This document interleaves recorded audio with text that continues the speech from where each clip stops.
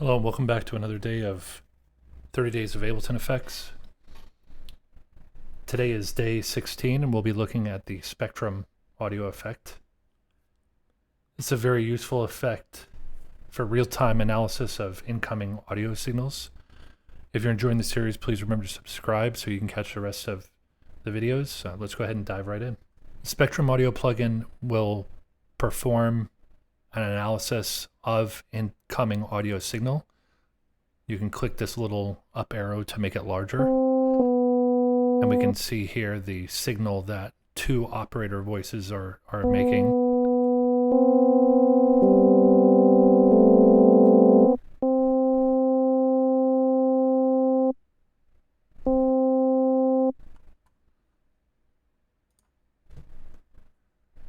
The settings area here to the left allows for modifications to the spectrum.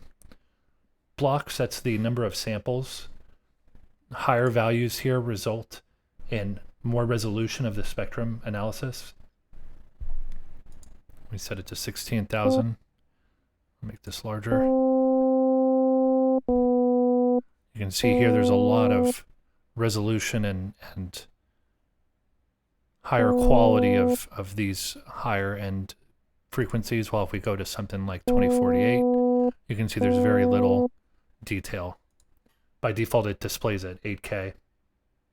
The channel here determines which channel to monitor. By default, it's monitoring left and right channels. You can flip between left and right channels by choosing it here. The refresh determines in milliseconds how often analysis should occur. By default, an analysis occurs every 60 milliseconds. So higher values here, you'll notice it kind of jumps in its updates, but it impacts by taking less CPU. While lower one updates very frequently, very high resolution. The average slider determines how many samples to average and display.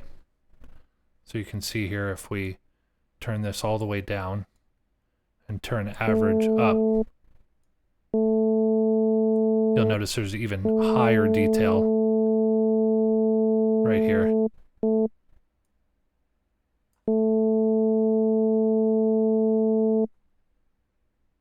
The average slider determines how many samples to average and display, which is this right here. And graph allows for changing the graph display. Max toggles the accumulated max amplitude. While enabled, you can reset it by clicking on the display. So for instance, as we let go, you'll see this was the max at one point in time. We can get rid of that by clicking on the display. And you'll see it'll leave the last max. This is useful if you need to hover over this to look at a value. If you turn this off, then that won't display, it won't persist. And then line or bins just change how the spectrum actually looks. If it uses little lines to render it, or if it's just a single, or bins I should say, or if it's just a single line.